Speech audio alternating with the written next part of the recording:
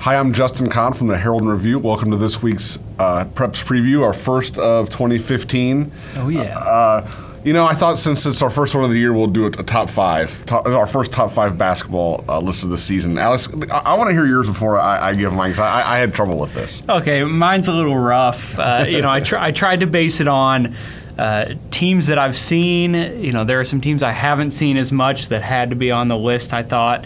And I started to struggle at 5. I ended up putting TEUTOPOLIS there and was sort of battling back and forth between them and Effingham. I had Effingham. Maybe it was a 5A, 5B situation, right? Because Effingham beat them earlier this year, and certainly head-to-head matters a little bit, but they're in different classes, so I had to sort of determine what I wanted to take from that. But TEUTOPOLIS, I think with Brett Meddy, it seems like he's playing at a whole nother level than he was last year, and that's really going to be important for them in the postseason, to kind of have that one guy who you can just say, here, take the ball, go do something with it. We trust you completely. And it seems like any given night he can score 25, or he can help them in so many other different ways, especially in the post, rebounding the ball and doing different things like that. At number 4 was one of the teams I haven't seen, Lincoln, with Gavin Block playing extremely well this year, and they sort of got the colder shoulder to MacArthur, who I don't think I've seen lose yet. And certainly tied for first place, I think, now in the CS8. They're having a great year. I like what they have with Kemontae Johnson and Dallas McLean and Kamari Jones there. It was the same situation in football season. There's so many athletes that other teams are having trouble dealing with, and a lot of guys who can score, which is always something that's really nice. I'd be surprised if we don't have the same top 2, but we might not. I don't know. Number 2 is Dieterich. That's a team I saw a lot last year, and certainly still know what they're all about this year, with Alex Bonoff playing extremely well, almost surprisingly well, how much he's scoring this year for Jeff Stacer's team down in Dieterich. And number 1, Warrensburg-LATHAM. These are the 2 undefeated teams right now, and both seem to be just on their way to being state contenders, certainly, and be surprised if they weren't there. Warrensburg, I've seen them once, and physically, from a 2A standpoint, they look really big. Looks like they have a lot of guys who can really play basketball, with Wes Nodelman and Tyler Bond. My first sort of exposure to those guys was really impressive. Actually, Alex, we have the same 5 teams in the top 5. And the original top 5 I wrote down was that exact order. Okay. I ended up messing with the order a little bit, though even at the time I was doing it, I'm like, I don't know that this really matters exactly on the order. But yeah, I went with 5 MacArthur. I did actually, like you have originally had them at 3, but I thought, well, they did have a couple of losses, though when you look back at the losses, the Granite City loss was without Kamari Jones. The Lanphier game wasn't over, and there's still some chance that they could end up playing the end of that game. And I'd like MacArthur's chances in that, even though I think there's a minute 57 and they're down 4 or 5. They look like the better team to me. And seeing them last night, and we'll talk a little bit more about MacArthur, but I just decided that and they did have the loss to one of the Champaign schools. I thought, well, they still have a little bit to prove, though. They've been really good here to start the season. Number 4, I went with Lincoln. They had the loss to Jacksonville that was kind of not real good, but other than that, they've been pretty solid. And I think they'll have games like that. And in the Central State 8, the schedule's weird this year, where they're not all the varsity games haven't been on Friday nights. And I do feel like there's something about that Friday night in Lincoln where you're not going to beat them on that night. You might beat them on another night, like it's an off night for them, but on that Friday night in Lincoln, you're not going to beat them. And then I went with number 3, TEUTOPOLIS, and I had originally had them at 5, and then I started looking. They'd only lost to Effingham and one real early in the season. Yeah. The thing about them, and they lost to Mount Vernon in their tournament, right? Yeah, right. They only play really at this point quality teams. You're going to have some losses when your schedule is that tough and you're playing a lot of 3A competition. it just and like you said, with the way that Medi's playing, to me they're number 3 in the same top 2. Dieterich has been better than even we thought they would be, and Warrensburg. It's so funny to think. A year ago, a little over a year ago at this time, we were thought, is this the time they're going to take that next step? And then they were so good last year, and they've been even exponentially better this year. They do hit a stretch now where last year they struggled during the stretch, but I don't think it's going to happen this year. I think that a lot of those teams on their schedule that did beat them in this stretch last year aren't as strong, and there's a chance they could lose a game or two, but I don't know. At this point, it's kind of looking like they might run the table and go undefeated. I wanted to talk a little bit more about MacArthur. I watched them play Lanphier last night.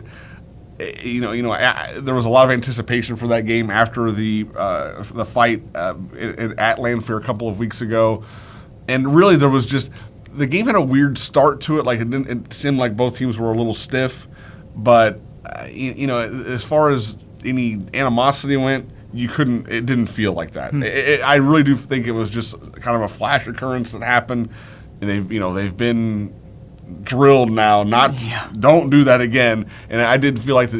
There wasn't a lot of talking even, but the play was there. I mean, it was an intense game, and like you said about MacArthur, they just right now they have more scorers than you can guard, and if and really, you can give any of those 3 guys, Camonte Johnson, Dallas McLean, and Kamari Jones, the ball at any time, and they're going to do something. And then plus you have Chantrez Spades, who's making a ton of things happen.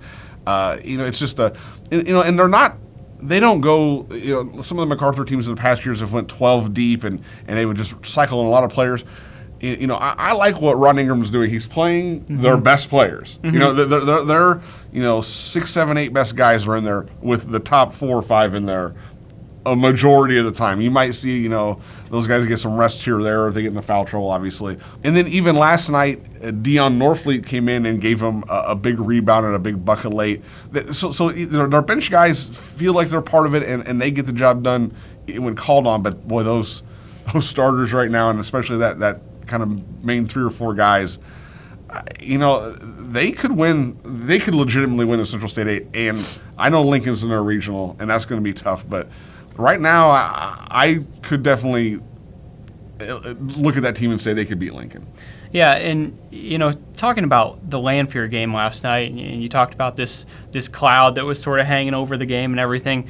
I think that's kind of a nod to them just being really well coached and what Ingram has done for that team and the assistance that he has and the sort of support system there. Like you said, I'm sure it was drilled into their heads over and over again. You can't mess around in this game, and certainly they looked good. And comparing them directly to Lanphier, I mean, Lanphier has the Xavier Bishop kid who's a really good scorer, but you talk about Lanphier scores, and there's some little guys in there. A lot of little guys, yeah. And MacArthur has just these incredibly athletic wing players with this size of some of the other teams are throwing their post players out there who really can't score from anywhere except right under the basket. And MacArthur's guys, they can score from anywhere. They can drive on you. They can step back and hit a jumper. And so it's that versatility that's working really well for them. And that's another thing about this year's MacArthur team is it seems like in a lot of their past teams they've tried to plug in these post guys. Well, you know what? They don't really have any post guys. So they just play these wing guys and they create mismatches. And Camonte Johnson's good enough to guard your post guy and rebound with him. So, that makes it, it makes him definitely a very tough and interesting matchup. And maybe, a cut above MacArthur teams, some really athletic MacArthur teams we've seen in past years. I think with their versatility makes them maybe a cut above, and their ability to score. I did want to say one more thing about MacArthur. I thought they did, like you said, the coaches and the administration did a really good job of handling this what happened. It was the worst thing that could have happened. They're new in the conference. There's been sort of over the years the rumor or the reputation of being having a bad reputation of being a rough team that's going to come in and then that happens right away in the conference. And I'm sure there were people out there that just shook their head and said, this is what happens when you bring in Decatur School in the conference. What they've done to respond to that, as far as making sure it's not going to happen again, and then the players going out on the floor and not letting it drag them down. I thought at that point, well, this is going to drag the season down, and it hasn't. They've responded well. And I think Jason Crutcher, the athletic director, has done a good job of just being present. He's right there at all times. They know who he is, and just kind of making sure, being a support system, like you mentioned, for the coaches. And they just did a really good job with it. And I think going forward, that's going to be just a blip on what's looking like a pretty special season for MacArthur. Definitely. And then they are a team that has a pretty winnable game on Friday against Rochester. We're going to talk about some games this weekend. And I think they could end up being in first by themselves at the end of on Friday, possibly. Lincoln plays Lanphier. Like you said, Lanphier's little. They're really tiny. They're athletic. They're quick. I mean, their guards have such quick hands, and I can see that. And I know in past years that does give Lincoln trouble sometimes, but I also don't know how they have any answer for Gavin Block. They really don't play defense. It's very little defense. It's let's get the ball and score. And I think that's you don't play defense against Lincoln, and they will chew you apart. So maybe that's just optimism for MacArthur, because Lanphier could beat Lincoln, but most likely they'll be tied at the end of the week. But that's a pretty good game on Friday night. Yeah, for sure. Another one, Dieterich Altamont. We talked about Dieterich being undefeated. Altamont's a step below that. They're 8-3. I don't know that they quite have the horses to run with Dieterich, but it's a pretty that's a good matchup. Yeah, Altamont last year definitely had everything they needed to keep up with Dieterich and beat Dieterich. They were sort of in their heyday last year. Yeah. But we're basically getting ready to see what this Ryan Armstrong kid is all about, because now you're going to go up against the best point guard in the National Trail Conference in Alex Bonoff. And one of the things especially that's going to stick out is Dieterich has the post players. In Devin Aharon and Travis Niemerg, they have two big guys who can just completely change the game from the inside. And I think Alex Bonoff, to a certain extent, has benefited from having that. And that was something that you saw last year. Altamont had a little bit of it. Not so much this year, I don't think, but this game is probably going to be wild and really fast, because both of those coaches love just running all over the gym. And, I mean, they would go run laps outside and see who can get to the basket inside first if they could. And the biggest matchup Friday night is going to be Meridian at Warrensburg, though Meridian has not quite lived up to maybe what we thought they were. They still have had a really good season, but they've had a couple losses where you're like, what's going on there? They had the loss against Arthur Oak Christian earlier this week. Arthur Oak Christian's a really good team, and I know they're definitely been underrated in the area this year, but that's a game Meridian should win. Yep. There's no question about it. I don't think anybody involved would say, Meridian, that if they're at the level that we thought they were going to be at, they'll win. They should win that game. I still kind of feel like they, with Blickensdorfer against Binkley, that's such an interesting matchup. Those coaches know each other so well. Meridian always does seem to give Warrensburg a tight game, but right now it just feels like Meridian is going to have, they stayed in the gym with them in the Macon County tournament, but can they do now, that at Warrensburg's gym with as well as Warrensburg's been playing?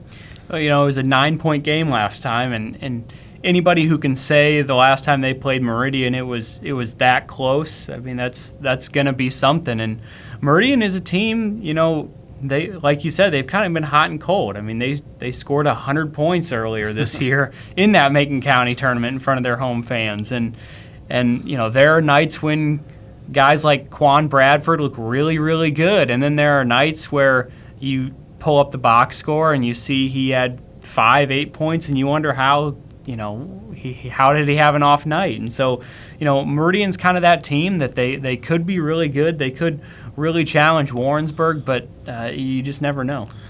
They have seemed to play to their level of competition. Mm-hmm. They played really well against Warrensburg, and and they had the overtime win against St. Teresa, but. Yeah, so it's sort of interesting. Where's Meridian at right now? They did get a regular season win last year against Warrensburg that sort of came out of nowhere. Okay. I mean, it was one of those a little bit where you're like, okay, Warrensburg is just the better team come out of the holiday, and Meridian was able to win that game. So, it'll be interesting, but, right now it just feels like Warrensburg is just the big boy on the block. No question about it. So a lot of interesting games coming up. Make sure you check out hrpreps.com. We'll have all the stuff on there. Also Twitter, Facebook as well. We'll see you out at the games.